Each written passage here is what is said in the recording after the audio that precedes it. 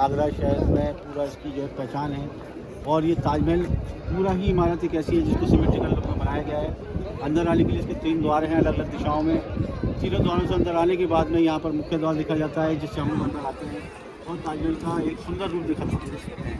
अंदर आने के बाद में ताजमहल को जो देखा जाता है इसका ये सुंदर रूप चारों दिशाओं से बिल्कुल एक जैसा ही है। इसका जो रूप है मुकुट जैसा बनाया गया है। इसके पश्चिम दिशा में मस्जिद बनाई गई है जो ईरानी कारीगरों को यहाँ नमाज़ पढ़ने की सुविधा दी गई है। इसके पूर्व दिशा में इनका कॉन्फ्रेंस रूम बनाया गया है जिसको उर्दू भाषा में जमात खाना बोलते हैं।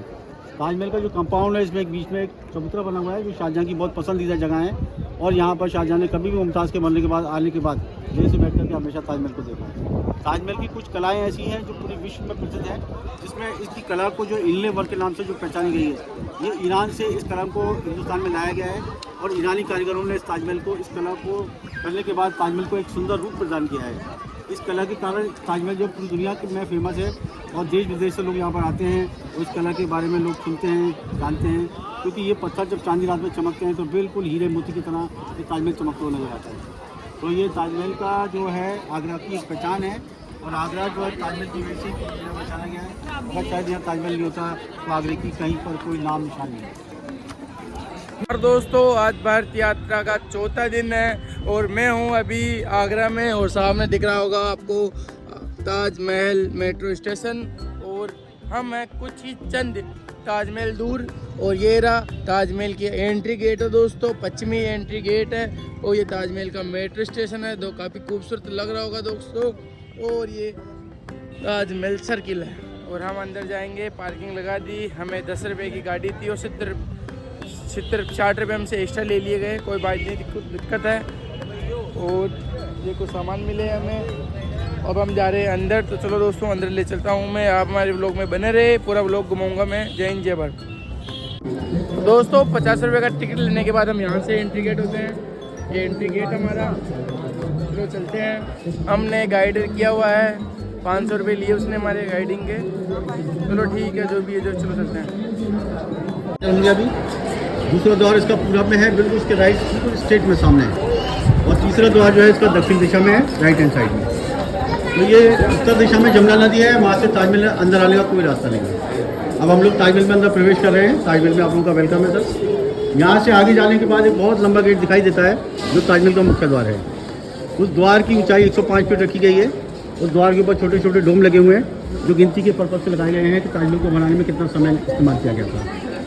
ये सारी जो लॉबी दिख रहे हैं आप लोग यहाँ पर, ये स्टोर रूम बताते थे, क्योंकि यहाँ पर जो ईरानी कारीगर ताजमहल को बनाने आए थे उनको राजा ने 22 साल तक बाहर नहीं जाने दिया था।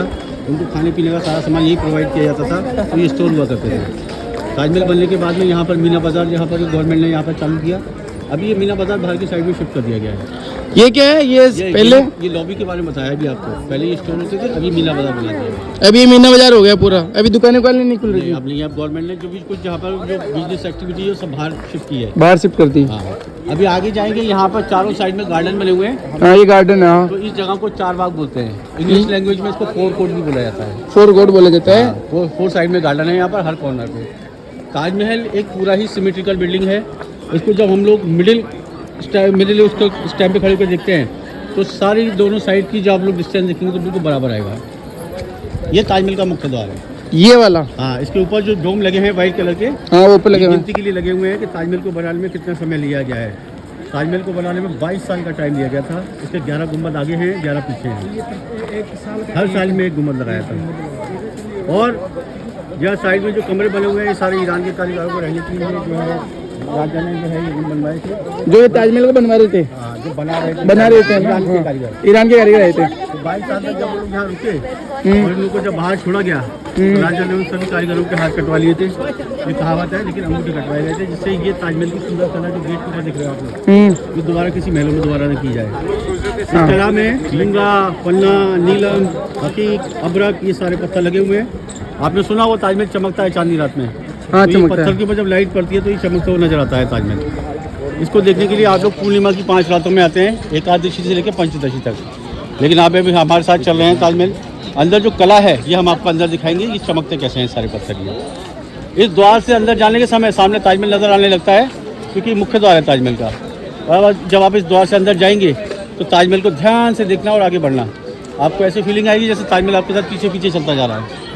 आप लोग आगे चलते जाओगे, ताजमहल पीछे चलता हुआ नजर आएगा। आप लोग जब ताजमहल को देखते हो उल्टे हुए वापस आते हो, जैसे घूम वापस आते हैं, वापस आते हैं। हाँ, तो ऐसा लगता है हमारे साथ लौट के आ रहा है ताजमहल। अभी जाएंगे तो ऐसे लगेगा कि पीछे दूर जा रहा हाँ। है, वापस आएंगे तो लगता है कि ताजमहल हमारे पास पास आ रहा है। आ रहा है लौट करके। ये हमारी एक फीलिंग है, हमारी ये एक सोच है, सोच हमारी। यहाँ इस जगह पर ही खड़ा है। लेकिन जब हम लोग आगे बढ़ते हैं ना, ताजमहल की दूरी कम होने से बड़ा होने लगता है ताजमहल। लेकिन जब द्वार के साथ देखते हैं उसको, तो फ्रेम में चलता हुआ ताजमहल नजर आता है।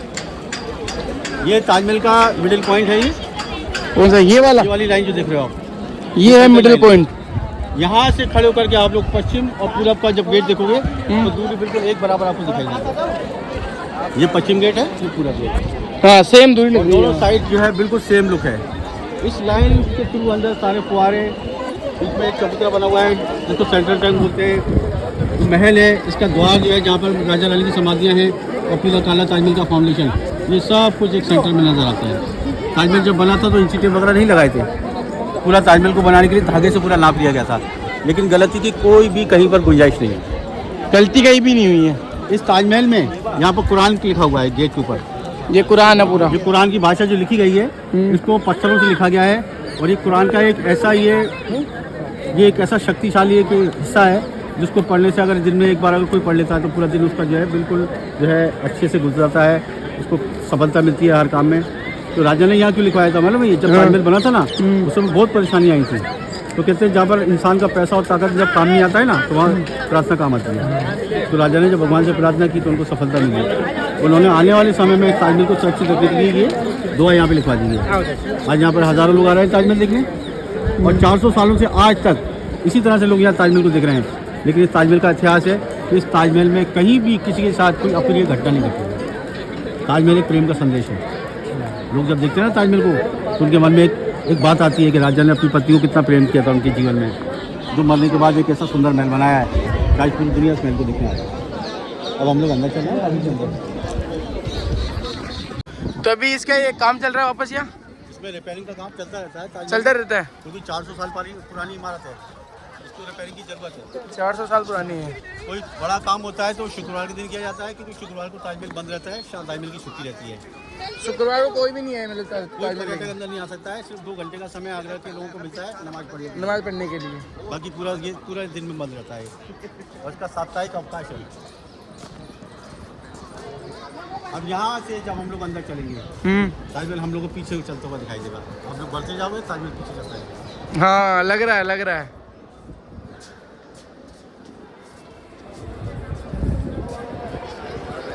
तो दोस्तों, अभी ताजमहल में हूँ मैं, और जहाँ जिस जगह मैं खड़ा हूँ मैं आगे बढ़ रहा हूँ, तो ताजमहल भी पीछे बढ़ रहा है। मैं उसके पास जाने की कोशिश कर रहा हूँ और मुझसे दूर जा रहा है, ऐसा प्रतीत होता है, लेकिन है कुछ नहीं है। वैसे वो अपनी जगह स्थिर खड़ा है। ये देखिए, काफ़ी सुंदर नज़ारा।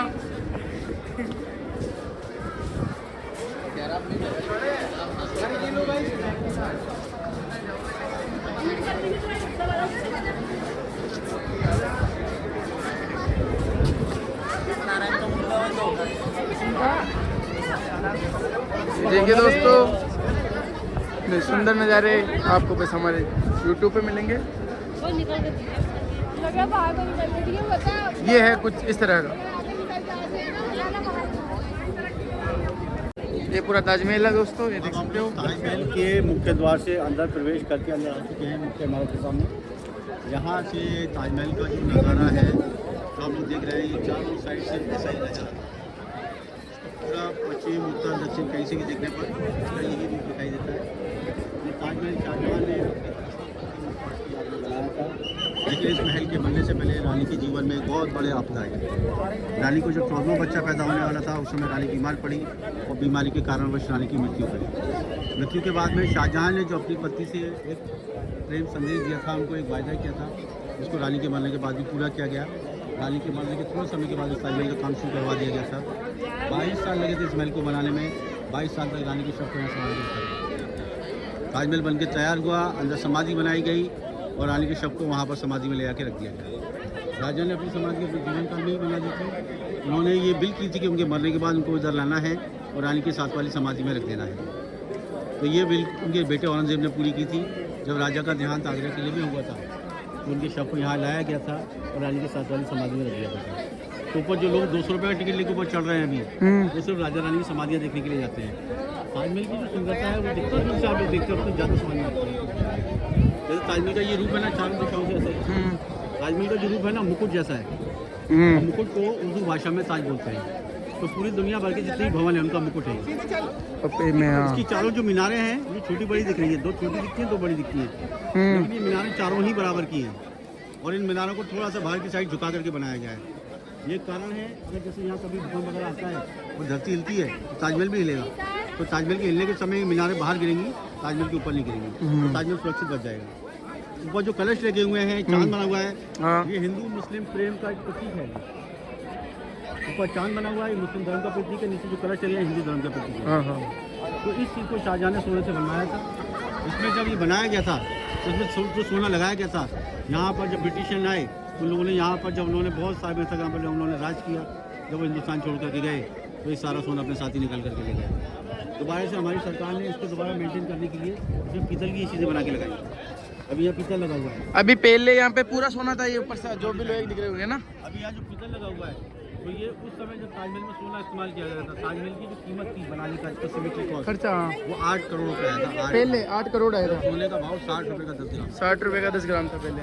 अभी ये सोना का भाव जा रहा है 80,000 रुपये। 80,000 रुपये। 8 लाख करोड़ खर्चा देने लगी ताजमहल में। हाँ। तो ताजमहल एक ऐसा प्रेम का प्रतीक है, इसका किसी महल से कोई इसका मुकाबला नहीं है। और आगरा शहर की जो पहचान है ना, ताजमहल के कारण है। अगर ये ताजमहल नहीं होता तो एक छोटा सा गाँव रहता। क्योंकि जब लोग आगरा आते हैं तो ताजमहल के बारे में पूछते हैं, जब ताजमहल घूमने आते हैं तो लोग आगरा में घूमते हैं।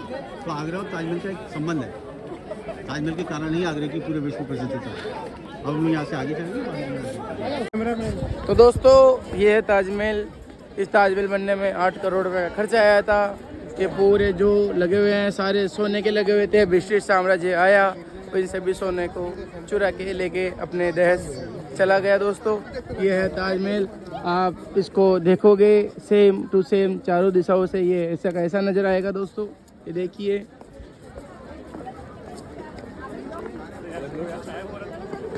और जो आप सुनते हो कि ताजमहल बनाने के बाद कारीगरों के हाथ काट दिए थे, तो ऐसा नहीं था दोस्तों, उनके अंगूठे काट दिए थे ताकि जो ये डिज़ाइन बन रखी है वो नहीं बना पाए। बाकी तो सब फेक बातें हैं भाई। जो इस पर जो डिज़ाइन है, बाहरी जो सुंदरता है, उनके जो अंगूठे काट दिए थे। कितने साल लगे थे इसको बनने में? 22 साल इसको बनने में लगे थे दोस्तों। 20,000 कारीगर।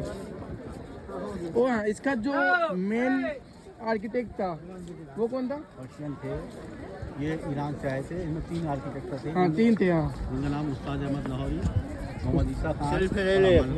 हाँ, मोहम्मद ईसा खान, ये मेन था।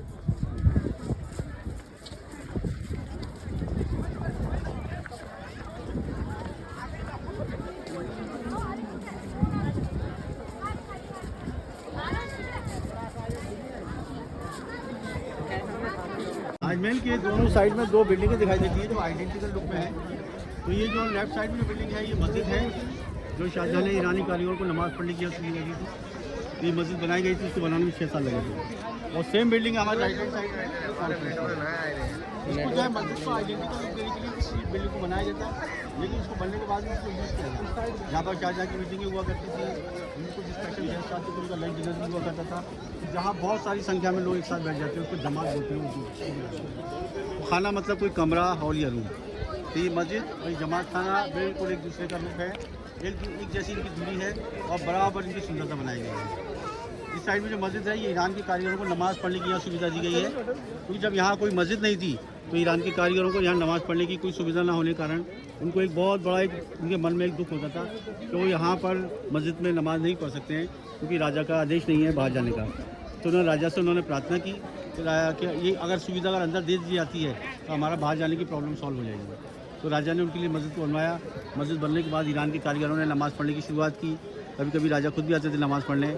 अभी आगरा शहर के जो मेन लोग हैं जो आगरा में रह रहे हैं, वो लोग सिर्फ शुक्रवार के दिन यहाँ नमाज़ पढ़ने आते हैं। उसके लिए टिकट की कोई ज़रूरत नहीं होती है, सिर्फ अपनी ID दिखाने के बाद में वो अंदर आ जाते हैं, क्योंकि शुक्रवार ताजमहल का साप्ताहिक अवकाश है। इस दिन जो है ताजमहल की जो है साफ़ सफाई है, कोई इसमें रिपेयरिंग करना है, तो उसका मेंटेनेंस वर्क है वो शुक्रवार के दिन ही किया जाता है। ये शुक्रवार के दिन आज से 30 साल पहले पूरी दुनिया के लोगों के लिए फ्री होता था। तो लोग फ्री आते थे यहाँ पर ताजमहल घूमते थे। तो साप्ताहिक एक दिन ऐसा रहता था जो फ्री होता था पर्यटकों के लिए। अभी वो फ्री वाला दिन जो है ताजमहल के मेंटेनेंस के लिए वो मेंटेनेंस का जो है वो शुक्रवार के दिन लागू है। तो शुक्रवार के दिन आप लोग गलती से जो आते हैं आने के बाद में हमें ये चीज़ पता चली, क्योंकि हम कल ही आ रहे थे, आज था सैटरडे। अगर कल हम आते तो शायद यहाँ ताजमहल नहीं घूम पाते हैं ना, शुक्रवार को छुट्टी रहती है। तो दोस्तों कभी भी आओ तो ताजमहल देखने के लिए तो कम से कम शुक्रवार को मत ही आना। ठीक है।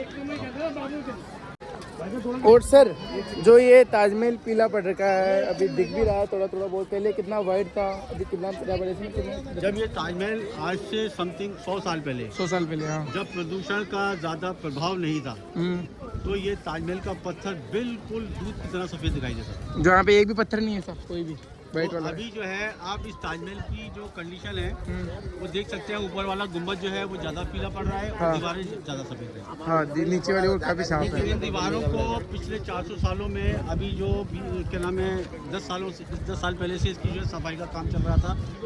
और इसमें सफाई करने के लिए मुल्तानी मिट्टी, गुलाब जल और कुछ इनके आयुर्वेदिक जो फॉर्मूले हैं इसको साफ करने के लिए इस्तेमाल किए गए थे। क्योंकि इसमें केमिकल वाला यूज़ नहीं कर सकते हैं। बार बार जो है पत्थर जो होता है इसमें केमिकल लगाने से इसकी फिनिशिंग खराब होने का डर रहता है। तो इसमें मड पैक लगाया जाता था मुल्तानी मिट्टी का, गुलाब जल से उसको गीला किया जाता था और 2 दिन बाद वो ड्राई होने के बाद में जब निकाला जाता था मड पैक, उसको जब इसको वॉश करते थे ताजमहल को, इसमें ग्लेजिंग आ जाती थी। ये इसका काम अभी पिछले 2 सालों से रुका हुआ है क्योंकि कोविड के बाद में इसकी सफाई का कॉन्ट्रैक्ट कैंसिल कर दिया गया। अभी ताजमहल का जो गुंबद है वो पीला पड़ रहा है, उसकी सफाई नहीं हो पाई है। नीचे की मीनारें, मेन बिल्डिंग, नीचे की सफेद दीवार सब साफ कर दिया। और जो ये इसका जो पत्थर है ये कहाँ से आया था? ये आपका किशनगढ़ से आया था। किशनगढ़ की मार्बल का है ना? वहाँ से ये लाया गया था। इसको मकराना जगह को मकराना बोलते हैं क्योंकि वहाँ से पत्थर जो निकाला जाता है वो मकराना जगह है और उसके नाम से इस पत्थर का नाम मकराना मार्बल रखा गया है। उर्दू भाषा में इसी पत्थर को संगमरमर बोलते हैं। संगमरमर। संग माने होता है पत्थर और मरमर माने सफ़ेद। तो ये इस पत्थर की विशेषता है, पत्थर बहुत ज़्यादा मजबूत है। दूसरी विशेषता ये है कि जल्दी गर्म नहीं होता है, ठंडा रहता है। और तीसरी खास विशेषता ये है कि जब इसमें चांद की रोशनी पड़ती है तो ये लाइट को अंदर खींचता है तो रेडियम की तरह चमकने लगता है। उसका असली कारण ये है क्योंकि इसमें छोटे छोटे कण होते हैं वो लाइट को अंदर खींचते हैं तो ये मार्बल चमकता है। और इसमें जो अंदर जो फूल पत्तियाँ जो बनाई गई हैं, ये मूंगा, पन्ना, नीलम, ये सारे पत्थर लगाए गए हैं। ये सारे पत्थर विदेशों से यहाँ पर लाने के बाद ईरान के कारीगरों ने इनको हाथों से फूल पत्ती का आकार दिया था। क्योंकि ये कला जो की गई थी तो उस समय मशीनें कटर नहीं होती थी, क्योंकि इलेक्ट्रिसिटी नहीं होती थी। तो इस काम को करने के लिए एक साधारण एक चक्का होता था। उस चक्के को एक हाथ से घुमाया जाता था और दूसरे हाथ में पत्थर को पकड़ के उस चक्के की मदद से उसको रब किया जाता था। तो रबिंग करने के टाइम पर ईरानी कारीगरों के नाक खून निकले ये खिंचाया करती थी और एक समय ऐसा था यहाँ पर खून निकलने लगता था उनको। इस काम को करने के बाद सफ़ेद पत्थर में अंदर गड्ढा बनाया जाता था जिससे इन फूल पत्तियों को अंदर उसमें फिक्स किया जा सके। उसको गड्ढा बनाने के बाद जो फूल पत्तियाँ चिपका दी जाती थी तो इसको रबिंग करके पॉलिश करके इसका ये जो इसका असली रूप दिखाया जाता था। अभी इसको साधारण रूप में जब हम लोग देखते हैं तो ये सारे पत्थर जो है लाल, काले, पीले, हरे ये इस तरह दिखाई देते हैं। लेकिन इसका एक रूप और भी है। जब ये चांदनी रात में चमकता है तो इन पत्थरों में रोशनी जो फूल पत्तियाँ जो है इसकी ये रोशनी को इस तरह बाहर फेंकते हैं जैसे हीरा चमकता है। ये आपको हम आगे दिखाएंगे। ये पत्थर जब चमकते हैं चांदनी रातों में तो किस तरह लोग देखने आते हैं। उसको रात को देखने का टिकट 750 रुपये रहता है। लेकिन आप लोग हमारे साथ आए तो हम आपको अभी दिखाएंगे पत्थर चमकते हैं। अभी अंदर तो नहीं चल सकते अपन, है ना? और देखो ऊपर ये छोटा वाला जो दरवाजा है, हाँ दिख रहा है, कुछ पत्थर चमकते हुए नजर आ रहे हैं। हाँ दिख रहा है। तो ये जो सुंदरता है, लोग चांदनी रात में जब देखने आते हैं तो कुछ खास 500-600 लोगों को यहाँ पर फुल मून जो होता है पूर्णिमा की 5 रात होती है तब आपको दिखाई देगी। यहाँ पर आगे दे दिया टिकट लगता है 750 रुपये टिकट लगता है।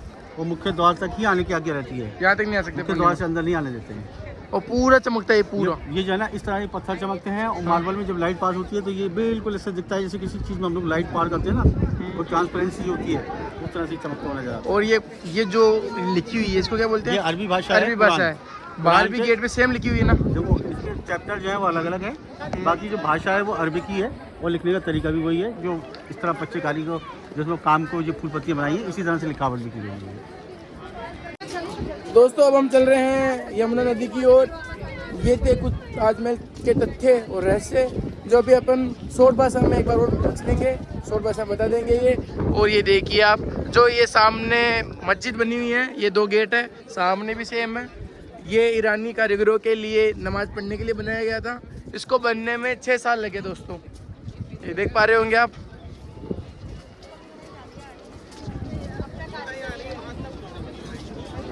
और इसके पीछे यमुना नदी है जो मैं आपको दिखाऊंगा। और ये देखिए दोस्तों, उधर से देखने भी ये सेम लगता है, इधर से देखेंगे तो भी ये सेम लगेगा। चारों दिशा में पूरा सेम टू सेम बनाया गया है ये ताजमहल। वो एशिया का सबसे बड़ा है ना, और उसको समझते कि 1 किलोमीटर दूर से उस गेट को आप लोग देख सकते हो।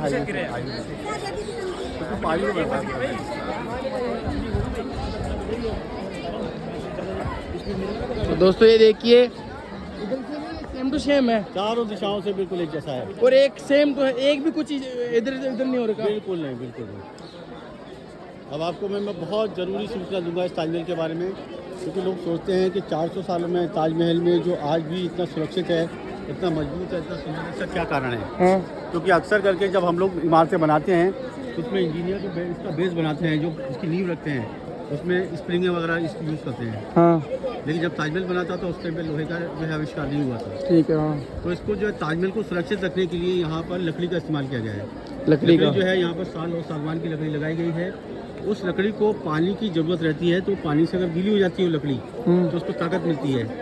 और अगर उसको अगर पानी नहीं मिलता है, अगर वो सूख जाती है तो वो टूट सकती है। तो यहाँ पर लकड़ी को गीला करने के लिए जालियाँ बनाई गई हैं। वो ये सरकार ने कुछ भी चेंज नहीं किया ना इसमें, सब कुछ रियल है ये। जब बारिश गिरती है तो बारिश का सारा पानी स्टोर किया जाता है, ऊपर से पानी नीचे आता है, इन जालियों से नीचे बेस में जाता है पानी। वहाँ पर जो लकड़ी उस पानी को सोखती है और लकड़ी को ताकत मिलती है। जब भी कभी यहाँ भूकंप आता है ना, तो नीचे वाली लकड़ी तो हिलती है, लेकिन उसका कंपन ताजमहल तक कभी नहीं आता है। आज इसका नतीजा ये है कि ताजमहल आज सुरक्षित है, मजबूत है, सुंदर है। इसमें कहीं भी कोई नुकसान नहीं है, कोई टूट नहीं है, क्योंकि लकड़ी जब भी भूकंप आता है तो जम कर जाती है लकड़ी। ये लकड़ी साल और सागवान की लकड़ी है, नीचे लगाई हुई है। हाँ, यहाँ 70 फीट नीचे लकड़ी है, क्योंकि 40 फीट यहाँ पे नदी का तल है, तो उसको 30 फीट नीचे लकड़ी का बेस है। अब हम लोग नदी की ओर चल रहे हैं, हम लोग नदी का नजारा। तो दोस्तों, कौन सी लकड़ी थी? साल और सागवान की लकड़ी है। साल और सागवान की। इसको पानी से ताकत मिलती है, बाकी लकड़ी को पानी में रखते तो फूल जाती है, सड़ जाती है। ये कारण है। तो दोस्तों, जो आप खड़े हो वहाँ लकड़ी का यूज़ किया हुआ है, साल सागवान की। और ये देख सकते हो, ये जो गड्ढे दिख रहे हुए हैं, ये कोई आप आते होंगे तो सोचते होंगे कि भाई पानी वानी बहाने के लिए होंगे, लेकिन ऐसा नहीं है। ये पानी कोई नाला वाला नहीं है, ये ड्रेनेज सिस्टम है, पूरा अंदर तक गया हुआ है। मैं आपको दिखाने की कोशिश करता हूँ, ये देखिए। और ये है कुछ इस तरह का ताजमहल दिखता है। और ये जो शो होता है फुहारा वाला, ये तो बता, ये इसका कोई टाइमिंग नहीं है। जब इसकी रिक्वायरमेंट होती है, जब पानी खाली होने लगता है, तब इसको स्टार्ट कर दिया जाता है। नहीं, जो ये शो होता है यहाँ पे पानी का, जो फुहारे उठ चुके हैं, स्पेशली कोई टाइम नहीं है इसका। इसको नॉर्मल कंडीशन में स्टार्ट करते रहते हैं, बंद करते रहते हैं। यहाँ नमाज कहाँ होती है? इसी जगह होती है, ये मस्जिद है, ये अंदर होती है नमाज के लिए। यही होती है, यहीं पढ़ते होंगे। तो इसी जगह नमाज पढ़ी जाती है। इसको लगे थे 6 साल बनने में। 6 साल लगेगा। अब हम लोग ताजमहल के पीछे की ओर चल रहे हैं, और यहाँ से यमुना नदी जो है, जिसके किनारे ताजमहल बना हुआ है, हम लोग उसके दर्शन करेंगे। इस ताजमहल की जो पीछे नदी है, इसके दूसरे किनारे पर यहाँ पर कुछ और भी खास चीज़ है देखने लायक, क्योंकि यहाँ पर शाहजहाँ ने काला ताजमहल बनाने की प्लान किया था, लेकिन शाहजहाँ की ये जो प्लानिंग थी ये कंप्लीट नहीं हो पाई, क्योंकि इस काले ताजमहल को बनाने में उनके बेटे, ये जो पत्थर है इसको आप हाथ लगा के देखो, ठंडा लगेगा। हाँ, चिल्ड है ना, मजबूत भी है। और ये जो छोटी सी रोशनी, अभी सूरज की रोशनी के सामने इसकी कोई वैल्यू नहीं है, लेकिन ये छोटी सी रोशनी जब इस पत्थर में अंदर जाती है, तो पत्थर की जो विशेषता है, ये लाइट को इस तरह अंदर सोख लेता है। तो चांदनी रात में जब आप इसका सुंदर रूप देखते हैं, तो ये पूरा ताजमहल को इस तरह चमकता है, पूरा इसी चमकता है, अंदर से ट्रांसपेरेंट दिख रहा है। हाँ, और इसके जो नक्काशी में जो पत्थर लगे हुए हैं, जो चित्रकारी में लगाए गए हैं पत्थर, वो सारे पत्थर विदेशी पत्थर हैं, जो हम लोग अपने गहनों में इस्तेमाल करते हैं। वो हीरे की तरह लाइट को भाग सकते हैं। तो दोस्तों, ये है ताजमहल का रहस्य। जो पत्थर चमकता है चांदनी रात को। ये है कॉन्फ्रेंस रूम, ये मस्जिद का ही बिल्कुल एक दृश्य है जो पश्चिम दिशा में मस्जिद बनी है, सेम टू सेम उसका है। ही स्वरूप ये पूरब में बनाया गया है। यहाँ पे राजा के समय में उनकी सभाएं हुआ करती थी, उनके खास मेहमान आते थे, उनको दिन का रात का खाना खिलाया जाता था, सुबह का नाश्ता किया जाता था, और राजनीतिक जो किसी भी इशू के ऊपर यहाँ पर पॉलिटिकल इशू के ऊपर यहाँ पर डिस्कस किया जाता था और डिसीजन लिए जाते थे। तो जहाँ पर ही बहुत सारे लोग एक साथ बैठ करके किसी काम को अंजाम देते हैं या किसी काम को निपटाते हैं, तो उस ग्रुप को जमात बुलाया जाता है उर्दू भाषा में। और खाने का मतलब होता है कोई कमरा, जमात खाना, हाँ। ये जमात खाना है। ताजमहल की ये पूरब दिशा में बना हुआ है ये, और जो मस्जिद बनी है वो पश्चिम दिशा में बनाई गई है। यहाँ पर ये पानी का टैंक बना हुआ है। पुराने समय में जो पानी को लोग इकट्ठा किया करते थे तो इस तरह के टैंक बनाया करते थे। आज जो हम लोग ऊपर टंकियाँ लगाते हैं, पाइपलाइन डालते हैं, टोटियों से पानी निकालते हैं, पहले ये सिस्टम नहीं हुआ करता था। पानी इस तरह सारा जमा कर लिया जाता था और इस्तेमाल किया। यहाँ से पानी रस्सी से बांध के बांट यहाँ से ये इतना सा टैंक था, वैसे इतना सा पानी आता कहाँ से? यहाँ से पहले जो पानी आता था ना, जो तो जमुना से लेने के लिए बाद में एक ऊंचाई पे एक टंकी लगा रखी थी, वहाँ से पानी को छोड़ते थे, फुहारे चला करते थे उसके प्रेशर से। अभी ये चीज़ें जो है ना सारी पंप से डायरेक्ट कर दी गई हैं और इसका कोई यूज़ नहीं, तो अब इसको खाली रखा गया है। लेकिन उस तरह पश्चिम में जो मस्जिद का जो टैंक है उसको यूज़ किया जाता है पानी को, तो उसको भरा हुआ है। और ये गेट लगाया हुआ है। ये यहाँ पर जाली, ये जो है ना आगे एक रेलिंग बांधी गई है जिससे लोग अंदर ना जाए। पहले लोग अंदर जा जाके सो जाया करते। तो दोस्तों ये ताजमहल का दूसरा गेट है। उधर से पूरा नहीं देख पाते अपन ना, उधर से भी सेम है लेकिन देख नहीं पाते हैं। नहीं, देख के चारों तरफ से रहते हैं, लेकिन ताजमहल की जो पूरी रूपरेखा जो है, ये चारों मीनार हैं, वो दूर से सुंदर लगता है, दूर से नजर आता है, कम से कम 100 मीटर दूर से। मैं ड्रोन वोन लाऊं नहीं।